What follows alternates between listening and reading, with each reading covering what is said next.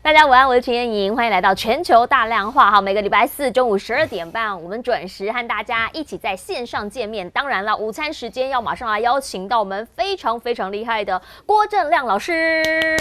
大家好。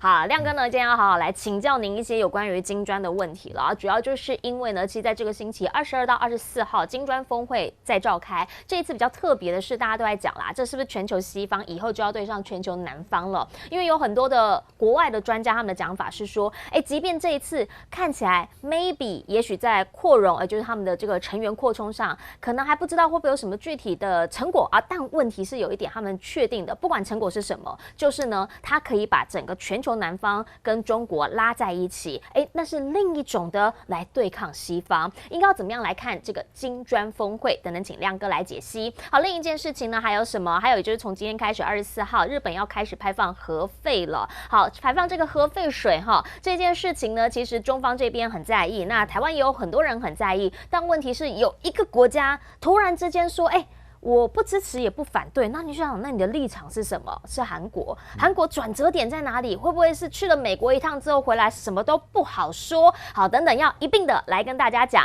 不过呢，在节目开始之前，要先告诉大家，我们的新闻大白话现在全球直播。好，以前呢，你可能要隔一天，特别在台湾的朋友，隔一天才能够看到我们在网络上面的节目，但现在我们只晚15分钟就可以跟大家全球一起都同步看到，所以也欢迎大家在聊天室里头随时跟我们互动，我们会随时来看留言，看能不能够来及时的回复您的提问。好，马上要来开始了，来请教亮哥怎么样来看这一次的金砖哈？这次金砖，习近平来到了南非，那大家就讲说，一下飞机之后呢，南非总统来迎接，然后呢也跟南非总统开了一个首脑峰会啊，做国事访问。可是到了晚上呢，本来说好要演讲的就是工商论坛，但就有很多美国专家他们在讲啊，怎么没有看到习近平？习近平这一次基本上他的这个演讲他是有备而来的，因为他特别强调什么？他说不论多少阻力，金砖国家都会蓬勃发展。他特别强调的是，他们没有称王称霸的基因。然后他还特别用他的声音去录了一个宣传片，问大家：你要和平还是要战争？你要不要发展？整个定调就把它给定出来了。这一次呢，他是希望带着大家一起往前走，还说可以跟所有的人一起分享红利。当然了，每一次出访呢，看到这次第2次嘛，好，上一次是去俄罗斯，上次也是带了蔡奇啊，也是带了王毅，这次同样大管家也都有带着。你怎么样来看这一次来到了南非？有人说他是来固庄的，您怎么看？这次呢，他是开3个会了，一个是中国跟南非的高峰会嘛，一个是中国跟非洲的论坛啊，那另外一个就是金砖会议啊。那个工商论坛闭幕式他有去了，那就是他事实上在那边做了一个演讲，他是闭幕式，那开幕式因为工商论坛本来他就不一定要去啊，因为今天才是高峰会，那这次的峰会，坦白说了，这个是金砖有史以来最受瞩目的一次了，因为它以后可能会改名为金砖 Plus，那这个 Plus 因为有兴趣的国家实在太多了20几个，目前传出来是22+1啦，一就是巴勒斯坦那比如说中东，沙特阿拉伯、阿联酋跟伊朗都要参加，那这个非洲更是主要国家都要参加啦，比如说北非就是埃及跟阿尔及利亚，对，西非是奈及利亚，那东非是伊索比亚，那南非本来就在里面嘛，是然后亚洲我们就看到这个孟加拉啦，还有泰国啊，还有越南，我认为印尼稍晚也会表达态度了，印尼应该也会参加然后南美洲就是阿根廷嘛，那这里面当然比较耐人寻味的是未来啦，墨西哥的态度墨西哥比较尴尬啦，因为美加墨自由贸易区那你几乎可以看到，除了墨西哥之外，还有委内瑞拉也要参加。对，能源大国都来了。对，所以它这里面大概 OPEC Plus 里面所有的主要国家都在里面，那个中东还有伊朗，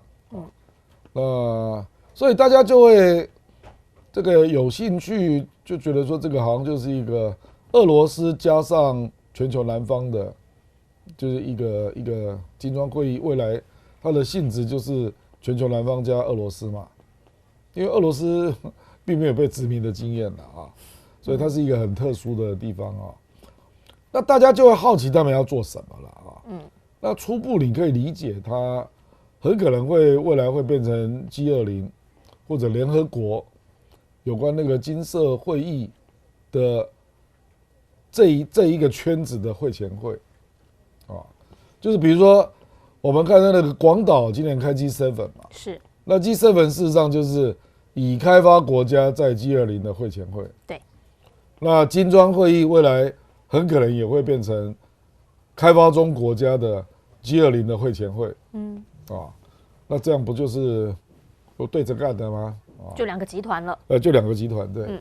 以前事实上联合国也有人想办法要把第三世界国家整合起来，那可是后来就产生了77国集团，可是没有任何功能，那这个我觉得有几个原因啊。第一个就是他们有一个骨干国家了，骨干国家就是说它的 GDP 要相当大，然后跟各国都有密切的关系啊。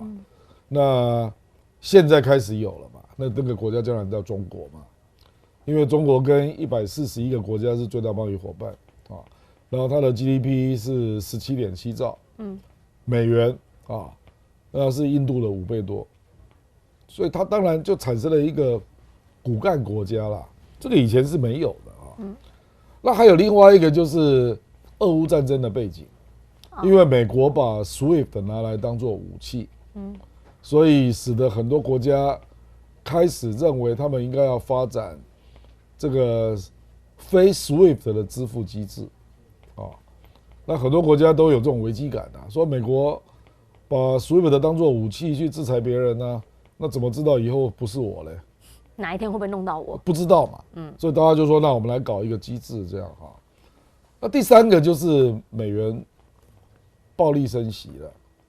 很多人付那个利息付得很辛苦。对，那这个就变成就是说，你怎么可以一个国家你滥用你的美元地位了？那大家实际上除了少数国家之外啦，因为中国大陆当然它的美元债是基本没有了啊，因为它是出超嘛。对。可是大部分国家都是有美元债务啊，那你突然升息了，那人家怎么办呢？所以他们等于就是对美元霸权、美国滥用它的美元地位的这些行为感到不满，那当然也包括美国所主导的2战之后的金融秩序了。那主要的代表就是世界银行，还有国际货币基金会，他往往在援助别人的时候都附带很多条件。那他们也感到不满，所以我的意思是说，这事实上是有一些短期、长期的因素啦。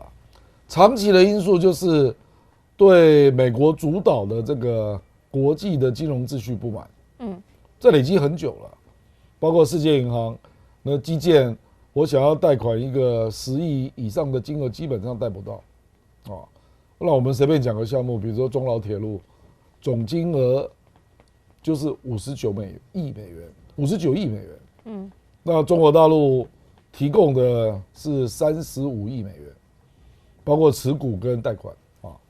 这个世界银行就是没有这个功能嘛，那所以才会产生了这个2016年的亚投行嘛，对，所以我说这个是长期的背景啊，因为基建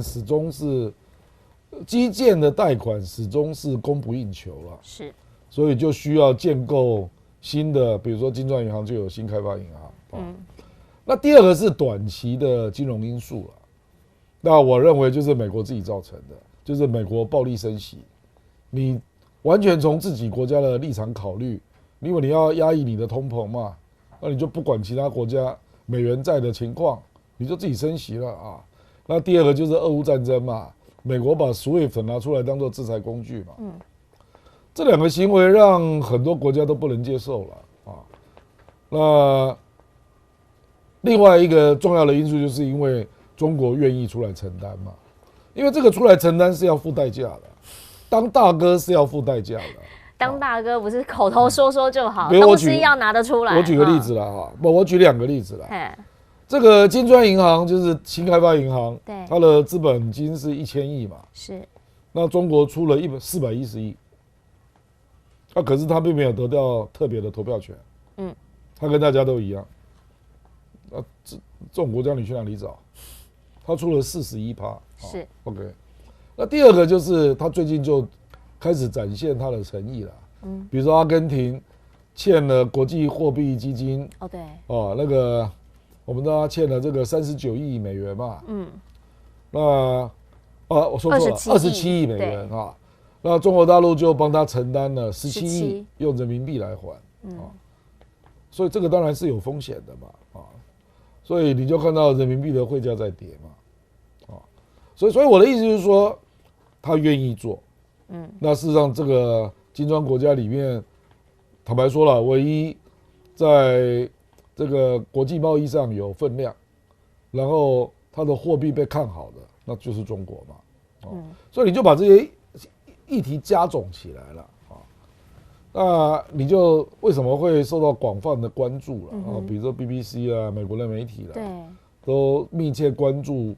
我觉得这个是一个里程碑的事件啊，就是2次大战之后，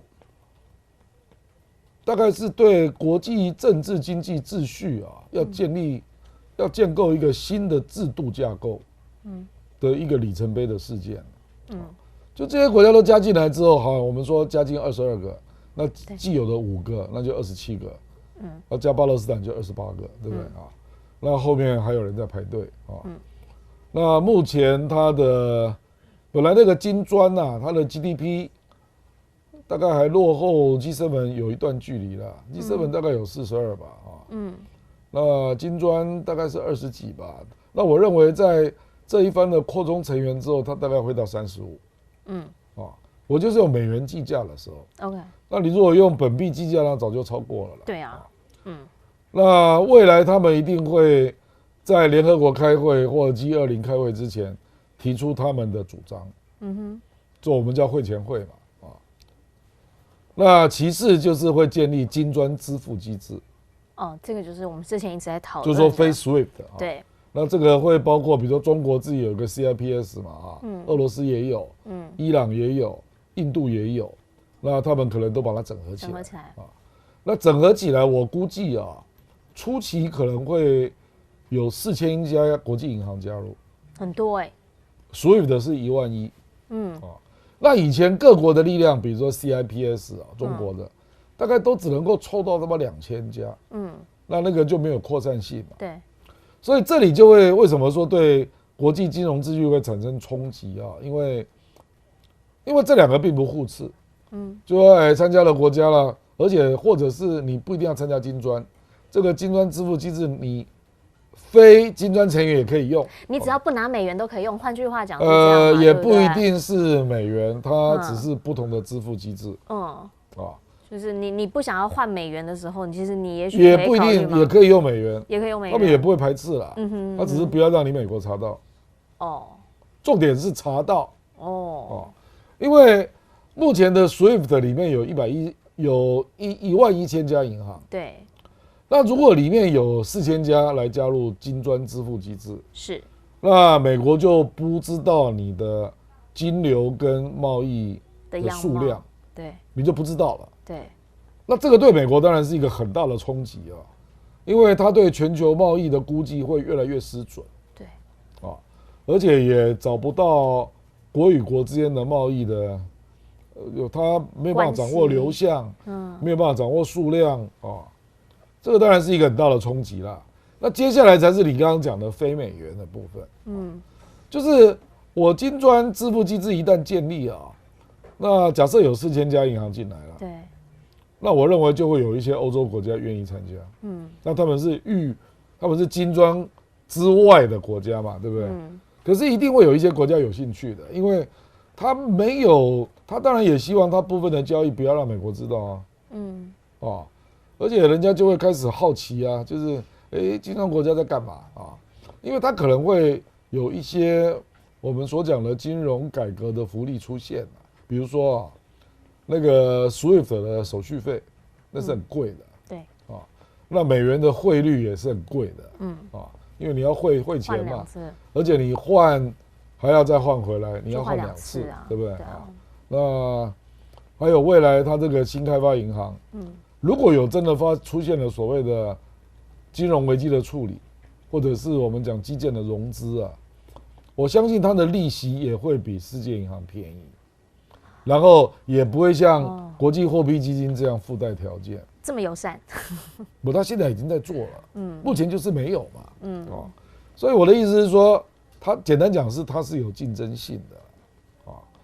那所以人家基于保密原则，基于保护自己国家利益原则，基于它比较便宜的原则，就会很想参加嘛，那这个就一定会扩大到所谓的本币的交易，因为既然要用这个支付机制嘛，那我可不可以不要用美元嘛？比如说巴西，他就鲁拉就是很主张这个嘛，是那这个当然就是双方只要愿意就可以进行，那大家比较好奇的是，它会从哪里开始？所谓哪里开始，就是说会不会从能源交易开始？因为这真的很多能源大国都来了，你的意思是这样吗？当然是这样啊。那如果这样，美国大概就要紧张了，因为美元的，我跟你讲啊，美元是这样的，这个美国在海外的，他自己掌握不住的美元大概是80兆 ，OK， 大概是80兆，那美国的 GDP 是25兆嘛，OK， 你就可以大概估这个量，是，那它就是因为有这么大量的美元在外面流通嘛，对，所以为什么全球的贸易支付它占了80几%，它大概占83%了那因为过去它都是垄断的嘛，所以呢，我们就从1980年代它的各国的储备货币，大概本来是81%，那因为它就是不断的印钞嘛，印到大家就开始有防备心了，那降到今天。各国的储备货币它占59.2%，它在下降，那我敢说了，金砖只要成立之后，它没几年就跌破50了，这么快？储备货币，不，储备货币主要的意思，它要有地方用得着嘛，对，主要就是因为贸易嘛，对，因为贸易目前所有的能源交易跟粮食贸易都是用美元，那半导体就不用讲了，那一定是美元，不过半导体的量不大，那个全世界一年大概只有6000亿美元，可是能源跟粮食那都是非常大的数字，那都是好几兆的了那如果以后能源交易可以不用美元了，那你认为我有必要储备美元吗？就我本来需要这么多的美元去买能源、买石油，但是我现在我不用拿美元，我也可以买，那我为什么要给它再贵一次？我们这里就回到货币的本质啊，对。货币的功能有几种嘛？第一个就是储备货币，是那用储备货币的主要原因，当然就是相信你价值的稳定嘛。当然。那你一天到晚给我升息啊，你变成不稳定货币啊，因为我造成了我一大堆美元债，我都升息嘛，对不对？那第二个就是你美债一直印啊，你现在负债已经到31.5兆了，我怎么可能不？如果你开始贬值呢？这个就是我们讲的那个价值的稳定性的问题那价值稳定性就会联动到储备货币那储备货币当然有支付的需求啦，那就是因为贸易货币。第一个就是贸易交易，那我刚刚跟你讲了嘛，能源跟粮食交易都是用美元，是，所以全世界有80%几贸易都是用美元。对，那金砖支付机制一旦形成之后，能源大国他们都在这里头了，那你可能就要降到，我认为它很快就会跌破80那也许先降到75吧，那再看看那美元独大的地方是哪里呢？投资交易。投资交易，对。因为什么呢？因为人民币不是一个自由的货币那他也怕你的秃鹰来狙击所以美元它独特的优势是在这里，就是它作为投资货币。是垄断全世界了，包括外汇交易、股市、债市，还有期货嘛，它全部垄断了，全部垄断。这个我认为在短期内没有解了，因为坦白说了，英国跟美国、荷兰这些国家是金融资本的，就是历史悠久嘛，人家已经累积了200多年的历史嘛，所以它的货币基本上是完全自由化的。这个中国大陆不敢啊，他怕会乱，而且我刚才已经跟你讲了嘛，这个世界上流通的美元是80兆美国自己 GDP 才25兆啊，对不对？所以那这个80兆到底掌握在谁手里？跨国资本的手里啊，对不对？那这个跨国资本到处都要来放空啊，干嘛的哈？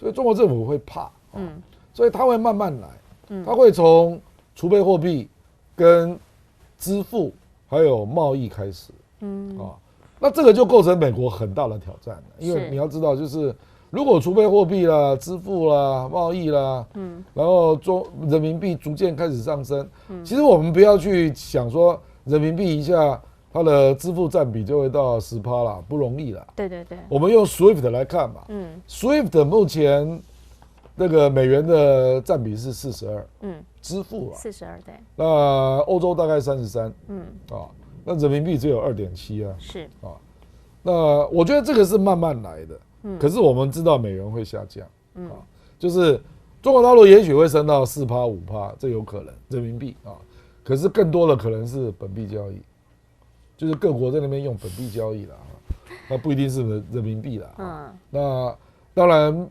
你各种货币有时候人家会不相信嘛，比如说俄罗斯就不愿意用印度卢比嘛，对，啊，觉得没那么稳，对，那这个时候你就要找第三货币，对，那结果俄罗斯就说我要人民币啊，那你就想办法去市场上买人民币嘛，所以我是觉得应该首先是从支付，从储备货币，因为人民币比较稳定，相对于美元从这里开始的，然后逐渐的就去影响到全球贸易的占比，那这个当然你这个就是一个渐进的过程啊，那逐渐的中国大陆开始比较有信心了，它就会开始增加境外人民币的发行规模，因为目前境外人民币只占人民币总量2%，对，很低很低很低，非常低，非常谨慎，因为他会怕，他会怕，非常谨慎，他怕是合理的啦，因为他知道全球金融资本的厉害了，这也不是哪个政府控制的，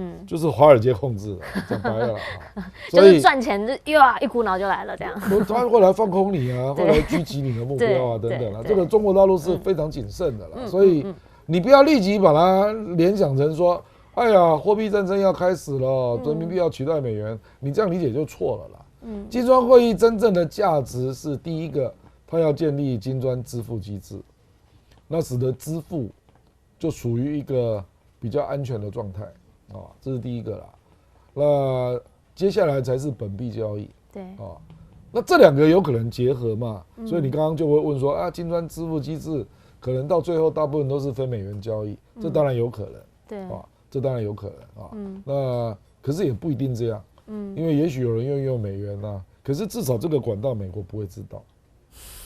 就虽然是用美元，可是美国不一定会知道因为美元的私人的机构实在太多了啦所以我简单讲，就是这个是对美国所主导的2战之后的金融体系的空前挑战，以前从来没有这么有力道的国家集结起来了那挑战你的世界银行，挑战你的国际货币基金，挑战你的SWIFT的支付机制那这个一定会联动到全球贸易的变化那这个对美国来讲，进一步就是对各国监控能力的下降，因为他不知道你的贸易流向那这个美国再怎么去扩建 CIA 也没有用等于就是你找不到金流嘛，对对找不到金流，找不到贸易货品之间的交易嘛所以这个当然是空前的，而且他们都是被殖民国家居多嘛，是所以他们非常了解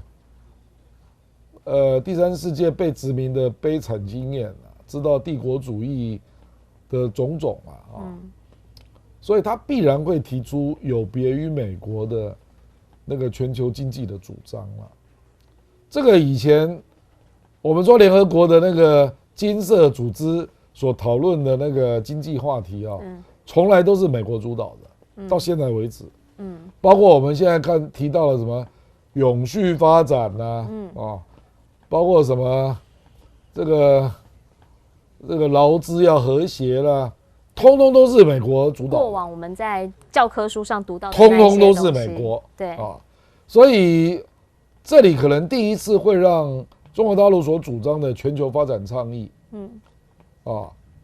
第一次有机会要去攻联合国啦，或者攻击20啊，说我们这个全球发展倡议要来变成全球的主张，因为目前第三世界国家很多跟中国都签了这个东西嘛，对，他接受全球发展倡议嘛，那全球安全倡议倒比较不一定啊，可是发展倡议非常多国家都签了啊，还有另外一个叫全球文明倡议，是啊，那个穆斯林大部分都签了啊，因为穆斯林就是被歧视的很厉害的国家嘛啊，所以我是觉得，你如果从这个不同的层次去理解，你就可以知道为什么美国会这么紧张了。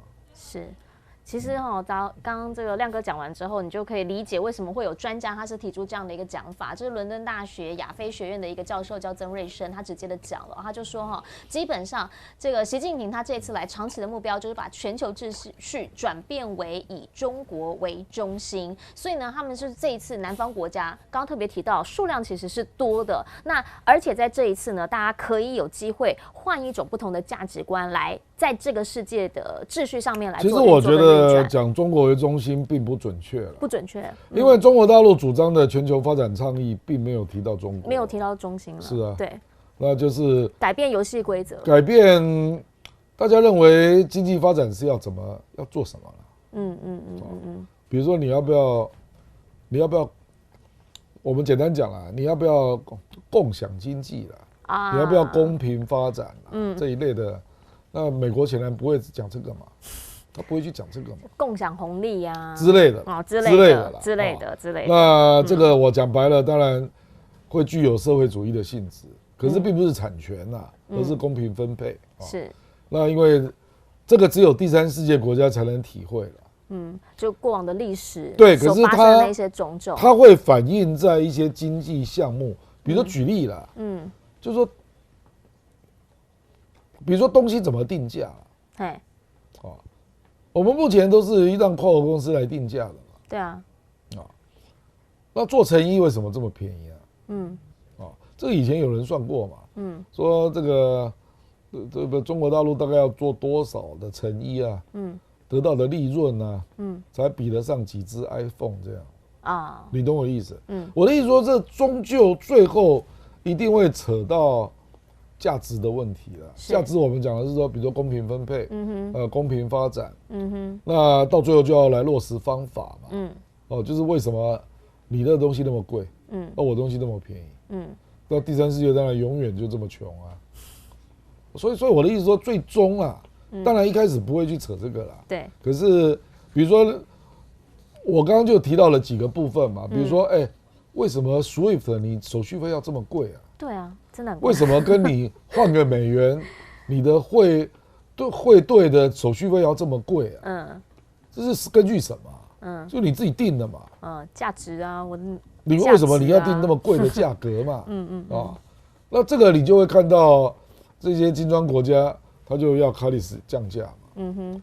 那以前你离开了世界银行，你根本借不到钱嘛，所以大家没有选择那现在大家开始可能会有选择了。所以现在那个拜登他也讲了，他说他要出席 G20 峰会，而且他这一次要提议合作增加贫穷国家的贷款额度。他讲了，他就包括了世界银行，包括了 IMF 的优惠融资，那希望呢能够提供将近500亿美元的贷款额度，是吗？所以我说这个，所以他就开始有点刺激，你知道吗？所以他在回应嘛。对，就是我跟你讲，这个事实上，如果不是中国崛起，开始到各地去，美国哪理你这个比如说。美国开始重新到南太平洋，那恢复大使馆。他以前大使馆都废了。对。比如说所罗门，他根本就废了嘛。那现在又回来了然后就说我承诺要给南太平洋国家9.2亿美元。是。这个如果不是中国进来，根本不可能发生嘛。所以这也是一样的。他知道世界银行跟国际货币基金有不足之处嘛，然后人家新开发银行现在已经开始出来，金砖银行现在说要降低依赖，已经开始要用南非啊、巴西在这边，他们要开始发债券啊，要开始用这个不同的货币来做放款啊。他要用南非币跟巴西币，对不对？他开始做放款为什么以前没有？对。那美国为什么只能够用美元贷款？这个问题就来了嘛。比如说对巴西来讲，因为鲁拉讲得很清楚嘛，他说我们总是要换成美元。那出去也要美元，回来也要美元，我们等于是付了2次手续嘛，对，手续费嘛。那我为什么要这样做？就是你以前没有选择嘛。所以我的意思是说，你布林肯你提这个，你事实上你还是没有面对核心问题啦。那还是美元啊。还是美元，还是美元嘛，还是美元。是但他说我以前你说我们做的不够好，没关系。我们这一次来改，我努力的让他改，这个叫额度，让他出来，这个叫额度了，额度，这个不叫美元了，放宽，这不是币种嘛？对，放宽，这只是额度而已嘛。对，那额度只是说以前有一些人贷不到嘛，那现在也许你贷得到嘛。我就是把那个条件放宽一点，让你可以借得到钱嘛，是吧？就是这样嘛。可是还是美元嘛。是啊，就是这样嘛。好，所以回过头来，到底这次金砖银行有没有什么更长远的发展？那你怎么来看这一次的扩充哈？扩容的这个部分，就是有这个我真的不知道，因为这个是机密，因为印度会怕啦。对，因为你要知道，像印度这样的国家，他就一直认为要永远维持那个金砖创始国5国的特殊地位。对，那中国无所谓，为什么呢？因为中国本来就是老大。那印度会紧张，因为印度现在它的 GDP 大概是3.4兆，那这次加进来一大堆穆斯林国家，后亚郎这贼，有钱人好多，而且穆斯林国家跟印度关系不好，所以印度当然就会想到它的影响力会被稀释啊，可是这个本来就必然如此，然后逃不掉，因为你实力不够嘛，你就只有3.4兆。那你也没有证明你有很多的工业能力或基建能力，所以你帮不了别人啊。是中国才有办法帮助别人嘛，对不对？那他抗拒，可是抗拒是没有用的啦，因为这个是大事嘛。因为我刚刚跟你讲的那个大背景嘛，美元升息、俄乌战争，那中国变成大贸易国，对不对？对，那中国愿意出来主导这个金砖银行等等，变骨干。那你印度不可能不参加嘛，或者你印度不可能去阻止别人加入嘛。对，唯一的区别只在于可能会有人提案，我估计就是印度了啊。他可能会提案要求对会员做不同资格的限定。就是联合国什么常任理事国，我有否决权之类的这种东西。否决权倒没有了，是就是不同，比如说有常任理事国，有一般的那个安理会员啊，那你要变成那个安理会的成员，你要有一定的资格啊，不然你根本进不去啊。比如说可能要有人推荐啊，推你一把。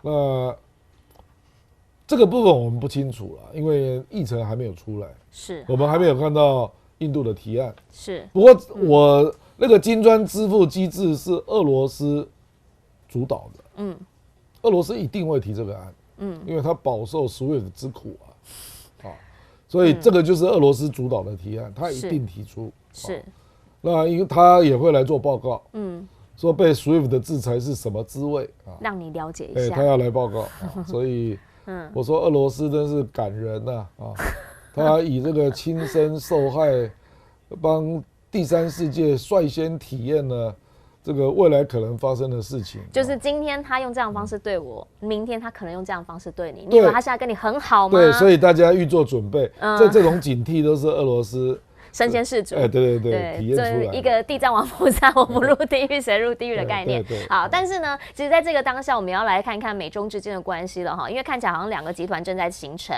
好，可问题是呢，他们基本上大国之间的高官互访还是要持续进行的。好，特别呢，我们之前一直提到雷蒙多，现在日期确定了27号，他即将要到中方这边来做访问。那现在呢，白宫方面也已经讲了，他去基本上就是传达降低风险的意图。那我特别强调，他们们不会有特定的政策成果这么一件事情。好，可是呢，他认为美中关系是很重要的一环，所以呢，在出发之前，他也先跟中方驻美大使谢峰2个人先会面过。简单来说，就是先会一下，你们有没有什么想知道的？我可以去之前，我先做准备。可是呢，在此之前，美方也是有些善意的，他们先前呢有限制了几家的陆企在变成在调查他们到底有没有涉及，比如说违反他们美国国安等等的问题还提出了现在有27家的陆企确定没事没关系，所以已经正式对他们解禁，没有把它放在那个黑名单的清单当中。那当然，大陆这边马上表达欢迎啊。可是与此同时，他又出了一手，他就讲啦，西藏这边有很多小朋友好可怜啊，他们就被叫去必须要念寄宿学校，要被用洗脑教育，让他们整个的原本的文化原本的语言全部都要被你们中共这个统治者给完全的洗脑了。所以他现在要针对部分的中国官员来实施签证限制，到底是谁，人数有多少都没有细节，看起来两边之间还持续的在对垒。然后另一个是什么？另一个是今天Bloomberg 他所发出的一个消息，彭博社他说什么？他说呢，基本上在科技战的部分，他们发现了华为现在他还会绕过，什么意思？因为他被制裁嘛，那看起来现在还没有活得很好，对不对？又浴火重生。好，然后呢，所以他们现在有跨国的说，中方的官方资助他300亿美元，要帮他们做一个秘密的晶片网络。这一些合起来好像烟硝味还是在的。您怎么样来看人摩多这一次去？这就好比你的家族有上万个我先打你700人，然后再跟你说我解禁是27人，因为他已经进了中国企业700多家嘛，对，500多个个人嘛，对。那现在跟你讲说，其中27个解禁，从不列入黑名单，就这样嘛，这个当然你可以理解为伴手礼啦，应该是吧？是啦，是伴手礼，有点小啦，但是伴手礼之后，他就是要跟中方传递一个讯息，就是说这个是可以谈的，不然他为什么先前一下之间反正就查清楚了？怎么可能查那么久才清楚？所以就是随时他要宣布他口袋里就是有名单嘛，这哪一些情节是比较轻的嘛？那我就立刻宣布，他实际上宣布33家啦，还要顾自己的名字嘛，面子啊。还有27家是中国的，这样不是针对中国，因为我们其他人对啊，他老是要这样搞嘛，这个就是死爱面子的霸权嘛。那中国大陆当然了解了，所以我觉得他大概就是在秀一个逻辑，就是说，我跟你讲中美两国现在是完全没有信任的了，所以你要分析未来他们的交往，你只能够从逻辑上去推论了，讲善意没有意义了。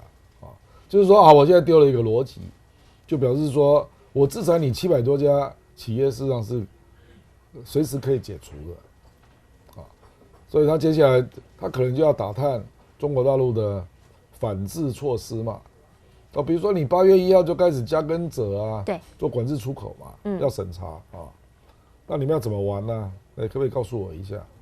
等于就是他来摸底的啦，可是他的摸底呢，带有很具体的议题因为之前几个人我跟你讲因为你现在假定中美已经完全没有信任了，对，所以现在都是从各自的出手里面去寻求交易，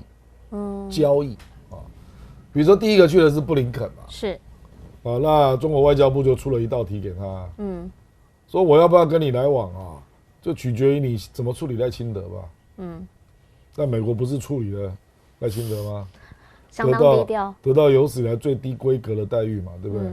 那中国大陆就说你这个算过关了所以雷蒙多来了，不，很多场啊，很多场，就是这个表示布林肯，那我可以继续跟你交往，因为他的总目标是11月拜登想见习近平嘛，对，所以中国也要出题因为你的总题目是拜登想见习近平嘛，对，那我就要看你各部会有没有回答我的问题嘛。布林肯他丢了一个问题说，你先处理一下赖清德吧，那美国做了一些处理那接下来就是叶伦，对，叶伦也去了，那叶伦0分，因为叶伦没有办法处理贸易战，因为这个不是他能决定的，这个是拜登才能决定，就是你对中国大陆3000多亿，大概3500亿吧，苛征平均19.3%的关税，你要不要取消嘛？这个叶伦没有办法决定的，那第二个就是，是不是拜托你买我美债啊？那中国为什么要理你？你又没有解除，所以又卖了。所以我就继续卖给你看。又卖了，对。所以我6月又卖了100多亿嘛，对不对啊？所以叶伦这个是没有解决啊。那第三个就是江 Kerry， 江 Kerry 也去了，对不对？那见到了谢振华等等相关的气候变迁的议题嘛，那中国大陆就说，我新疆的太阳能产品你先解禁再说吧。同样无解，没有解啊，无解，所以也没有动嘛。对，到现在为止没动嘛。好，现在就轮到 Raimondo 了。OK， Raimondo 来，我带了伴手礼来了，是27项。那他肯定是要问中国一些问题的啦。因为美国对中国的科技战现在负评越来越多了。不只是来自企业界的负评现在还来自比如说《经济学人》这一期的封面，它的标题下什么？他说美国这个科技战打到现在只有2个字可以形容啊，第一个都变贵了，那第二个就是越来越危险，他讲 costly and dangerous，意思就是你搞得全世界供应链越来越贵嘛，然后越来越不确定嘛，所以经济学人认为美国这个科技战是错的，对，你知道吧？所以我的意思就是说，这个评价就越来越多了。说你到底要干嘛？你如果对军工产业，因为我们要知道过去美国结合欧洲的国家来制裁俄罗斯啦、苏联啦制裁中国啦、北韩啦、伊朗啊，他根据了瓦圣纳协议那是非常清楚的，是，就是他直接联系到军工产业嘛，你如果直接联系到军工产业，那大家大概没有意见了。比如说你对中国的军民合作的企业做制裁，我觉得大概欧洲人也没有意见，就跟进嘛。可是你现在已经制裁到很多就是商用的，那你是认为说他以后会追上你？或者他以后逻辑上可能转为军用？可是还没有发生啊。你就用你的逻辑说，这个未来可能会变成军用所以你就开始全面打压嘛。这最明显的就是半导体跟 AI 嘛。是。以前瓦圣纳不是这样搞的啦。瓦圣纳是他已经在军用了，我才处理，而不是这种用逻辑推的啦。全面围堵。说你这个5G未来会变成军用、军规啦，所以我就要打压你的华为。AI 人工智能未来也会军用啊，所以我要打压你的寒武纪。那甚至有一些，比如说大疆无人机，对，别的国家把你用到军队去了，是，所以我也要打压。这个简直已经莫名其妙了啦，就随便你自己定义那你的定义已经造成欧洲人的难以接受比如说我们随便讲，比如说华为嘛，华为美国后来制裁的理由是它有后门那你证明给我看啊？事实上没有人提出证明到现在为止，没有人能够证明华为在偷你的讯息或者他留有后门这个欧洲人就觉得不能接受嘛，就随便你讲的那这样世界就乱了嘛那当然中国也不简单啦，华为也没被他打死嘛，对不对这个如果是一般的企业，早就被打死了啦。是那我觉得现在就是雷蒙多他自己也没有答案，所以他只好去跟中国谈说，那你们到底要怎么反制你的逻辑是什么比如说你这无人机9月1号也要开始管制出口，对啊那这个价跟者8月1号就要管制出口那后面还有没有会不会1个月1个？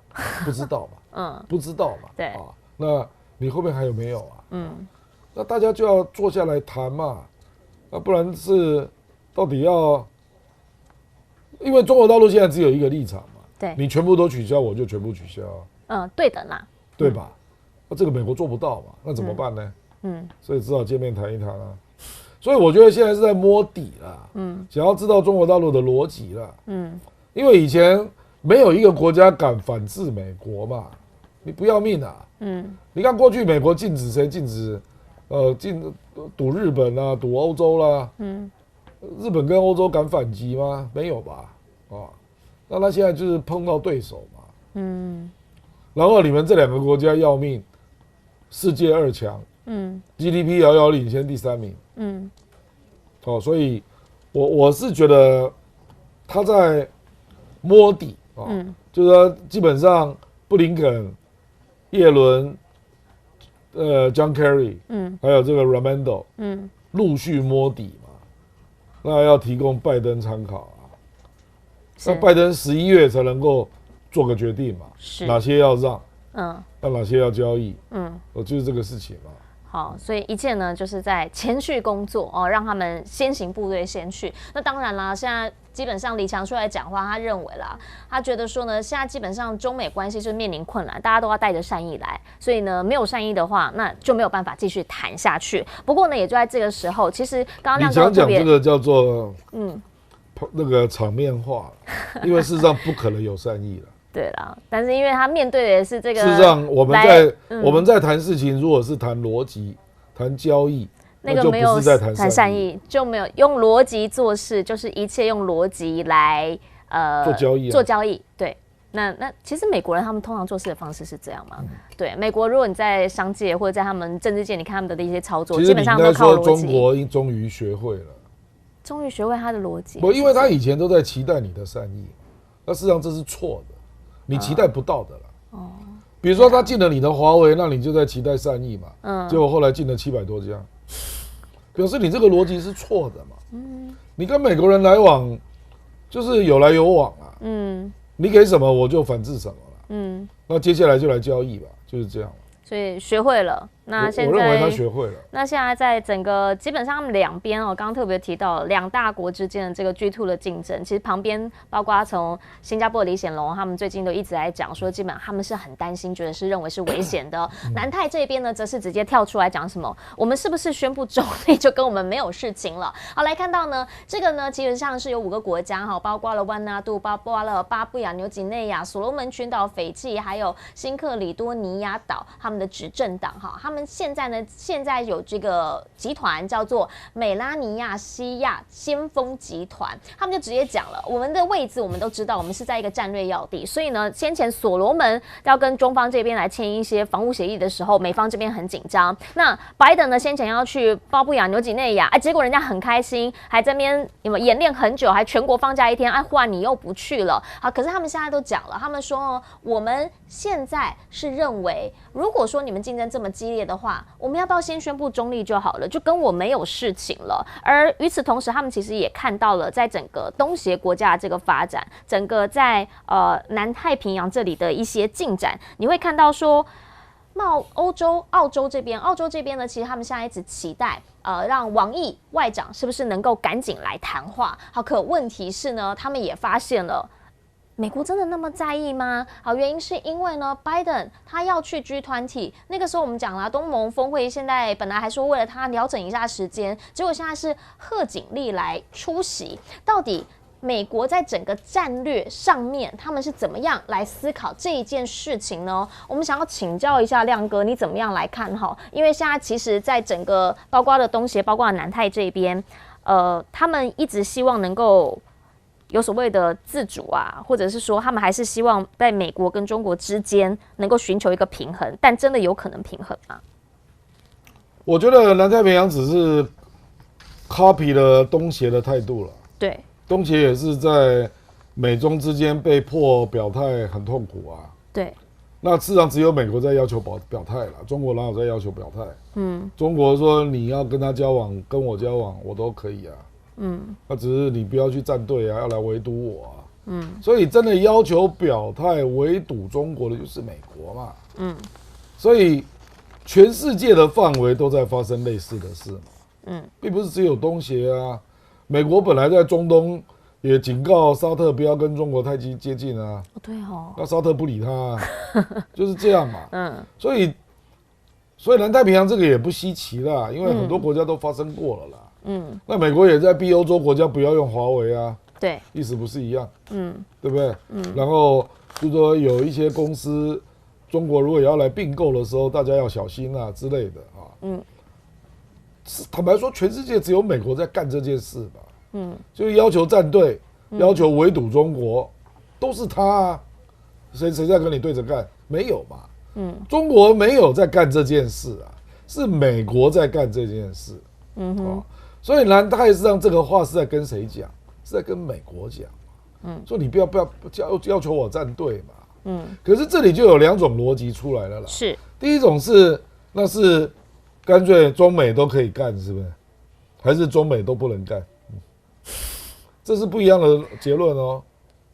比如说我随便讲，所罗门跟中国签了这个公安的这个协议嘛，对，就是帮他训练警察了。是啊，那中国可不可以跟别的国家签这个？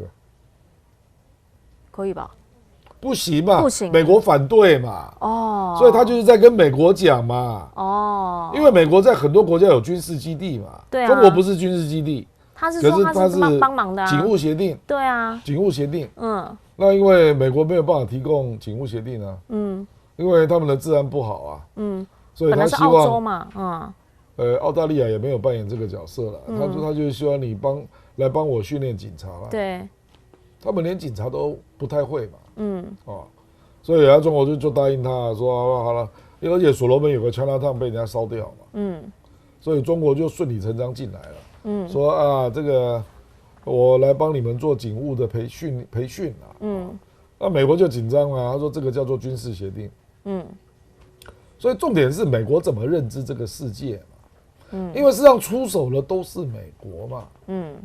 那有一些国家做了某些行为，美国就开始认为那个就是军事嘛。比如说，美国有一个研究机构就直接表示啊，说在明年中国会增设8个海军基地。对，很多在南太。他就直接讲了嘛，美国就直接公布了嘛，对不对啊？那美国就是反对嘛。问题是你在全世界有800个基地啊。所以很多国家就会觉得说，那中国来设一个基地又怎样？因为他有时候也会来敦睦外交啊，那货轮经过我们这边也要做补给啊。所以只是方便啊，他也不认为来中国设个海军基地，他就会陷入战争啊。那只有你美国这样想嘛。所以我的意思是说，问题的根源是美国啦。比如说高棉嘛，我们说高棉，它目前柬埔寨就是有一个地方，美国就认为那个是军事基地嘛，是，就是中国在那边协建港口设施嘛。那美国就认为那个叫军事基地。所以就去跟洪森讲说你不可以这样。类似的问题都是这样的东西嘛。那中国到几内亚买了一个很大的矿嘛。那他要在几内亚那边盖个码头嘛。那纽约时报就登头版头嘛，说中国要在西非盖军事基地，就是这样啊。那纽约时报那个新闻他怎么可能知道？当然是 CIA 给他的嘛。不然他怎么会有这种讯息？是，只有 CIA 在监控全世界嘛。所以坦白讲了，现在全世界的动乱的来源都是美国了。因为美国把中国任何的布局都用军事角度来思考嘛。那中国会认为它是在发展经济嘛？那我在新建“一带一路”的沿线，碰到海盗，那难道我不能够派一些武警去吗？那我的货轮现在它已经变成全世界第1大船东了，对，刚刚超过希腊。是，那我要保护我的船只，我不能够有护卫舰吗？听起来都很合理。如果你用这个商业的角度来思考的话，其他人不也这样做吗？就是美国啊，美国就是这样干的啊。所以，中国事实上有很多事情都在复制当年美国的历史就是这样嘛。1890年，他那个在加勒比海打败了古巴嘛，对，应该打败了西班牙啦。那开始控制加勒比海，然后后来到夏威夷，把夏威夷给并吞了嘛。然后他海军就开始往外走嘛。那他讲的口号绝对不是军事扩张啊，他讲的就是要自由航行啊，对，要保护我们船队的安全商业啊，利益啊，对嘛？那现在中国大陆讲的不是跟你都一样？我也要自由航行啊，我的船队在扩张啊，我的货物141个国家跟我最大贸易伙伴呢，那我不用担心海盗吗？我不用在保护我自己商人的安全，盖补给港口吗？不用吗？那补给港口有时候又有维安的问题啊，所以我不能放一点公安在那边吗？听起来都好合理哦。不，这个就是美国当年走的路嘛。那个英国也是这样走过来的啊。就简单讲，就是中国开始布局它的海权之路嘛。是。那你感到不舒服吗？不舒服的事情可能还有很多哈。现在这个不舒服是什么？是在太平洋这边，很多人会觉得不舒服啦哈。我个人就在想说，哎呀，那这样以后是不是海鲜真的不能吃呢？来请教亮哥，这是24号，日本已经敲定了要开始排放核废水。那他们现在基本上是第一期17天排放7800吨的这个污水。那据说曾经中俄有建议他说，其实你一定要排到水里面嘛，你要不要用蒸发的方式啊？用不同的方式来把它。不要影响到大家的海域嘛。那但是的问题是，成本呢，据说是排入大气的话要10倍，所以他现在就选择比较省钱的方式。但是呢，这个省钱的方式让中方基本上他是他的邻居，所以他就很紧张，因为他觉得会直接影响到他。他们当地这个福岛这边呢，有很多生鱼片业者也说啊，大家才刚刚敢吃我们的生鱼片，现在又不敢了。比较特别的是韩国先前其实叫得蛮大声的，他们自己的环保团体呢，现在也一直在讲说不能这样。好，可问题是他们的政府讲我们不支持也不反对，您认为？我表示他不处理啊。本来其实政府也喊得蛮大声的哦，本来喊得蛮大声，突然之间转了。事实上，这个就取决于明年的韩国国会选举了。哦，因为明年大概5月吧。4月底了，韩国要国会选举，日本也是，明年事实上有几个精彩的值得注意了。是，那3到4月是俄罗斯跟乌克兰要选举，哇，总统大选，明年3到4月乌克兰要选总统，俄罗斯也是，啊，然后那个韩国是4月，大概4月下旬要国会大选，对。所以这个就让老百姓来取决于老百姓吧。因为韩国的这个尹锡悦基本上他上次总统大选是只赢了0.8%。对。那他的现在的民调大概是35左右。岸田现在是33。对。所以大家这个看着办吧。大家都从上面下来的。对，因为这种议题啊，你要问我说可不可以吃啊，我没有办法回答了。那因为他就说啊，我们的氚的含量不高啊，极低啊。台湾现在有很多学者说没有影响，所以他就说他要拉长到30年来排嘛，对不对？对。那你既然认为你的氚比例很低，那人家的concern不是氚嘛？人家是concern说你搞不好不是核废水，可是核污水啊。所以我们不知道你那到底你里面有没有其他放射性物质嘛？对啊。那你可不可以让我到现场做一点检验嘛？日本都拒绝啊。因为我们现在已经 IAEA 来过啦，他们都说没问题啊。IAEA 第3公正单位啊，那个就是美国能够掌握的嘛。所以现在的重点就在于福岛的水什么时候会到加州啦？因为现在直接冲出来是先冲到中国跟韩国嘛。对。所以应该要抗议的就是中国跟韩国嘛。是。那第2波就是到俄罗斯嘛。对。对不对啊？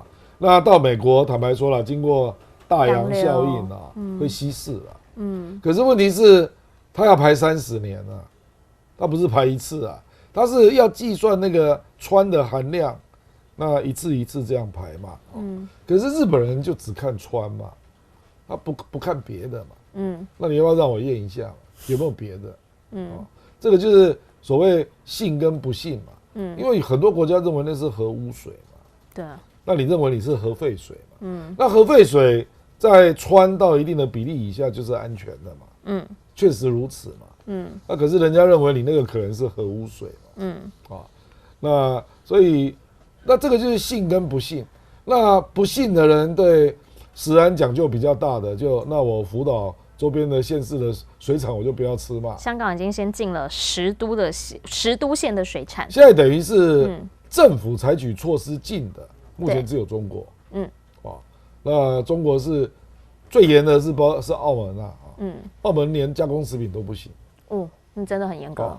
那香港跟中国大陆是一样的，对，是新鲜的都不行。是。没有，我们现在没有看到其他国家跟进啊。俄罗斯我还不知道啊。那这个东西就是你没有办法立即证明的情况之下，那搞不好他不能卖大陆，不能卖香港，搞不好卖到台湾来了。默默的，你看他微微笑的看着我。请你以后吃日本海鲜的时候，要他说明那个出产地啊。对，在台湾吃沙西米的时候要先看一下。台湾已经开放了。台湾已经就先前我们是已经就是开放有关于日本的这个水产的这个部分，这个并没有进啊，所以他就是这一回因为专家学的是没问题啊，所以就一直卖到这边了。对，明天开始，24号开始要正式开放了。我们台湾吃沙西米也吃得很凶啊，不是吗？对，台湾也很多人喜欢吃日产啊。今天本来呢还有准备一些议题，就是关于泰国。泰国现在有新任的一位新的总理选出来了。本来这个帅帅的皮塔呢，本来要来选第2次，结果他们说现在不合规定，所以呢就直接换了。那军政府呢，好像他的势力还是在，因为新来的这个地产大亨赛塔，基本上呢他们也有因为是第2大党啊，第1大党是皮塔的党嘛，那现在第1大党没有办法好好的来做整合之后，第2大党维泰党他们推出了赛塔，那他们有跟军的这一边来做相关的合作，所以呢，这一次的这个联合政府才能够推选他出来。他据说也算是政治素人哦。这背后的力量是塔信啊，大家都知道了。塔信也回国了啊，塔信一回国之后就进到了监狱里头，因为马上就要去服刑。好，可是问题呢，也有很多人在讲，塔信回来是跟军方谈好了，有可能是一种政治人质，不知道，因为其实他的女儿现在就是维泰党的，在监狱里面还遥控他的女儿就是维泰党的党主席嘛，我知道。对啊，那也住得很舒服啊。这个网络上面有这样子的一个说法，但泰国军方说，泰国的政府说，监狱里面一视同仁，大家都是一样的啊。这个天子犯法与庶民同罪。那到底这个后续会有什么样对于泰国这边的影响，或者是他们在至少他比起皮塔，那绝对是相对比较轻松的了。对啦，因为皮塔是比较亲美的嘛，对，所以在中方，因为它里面还有军的力量，军的力量跟中方这边比较好。那势力上面会不会有任何的变动？我们可以后续好好来观察。今天呢，这个全球大量化，非常谢谢亮哥在现场呢来帮我们好好解析了，特别是在这个金砖这一次的峰会亮哥已经定调了，这应该就是一个历史上面国际里程碑让更多的南方国家加入全球治理这么样一件事情，会有什么样的变化？美国会不会真的很紧张？好，下个星期礼拜4中午12点半同一时间，欢迎大家再一次回到我们全球大量化现场，请亮哥继续为大家解析，大家拜拜，拜拜。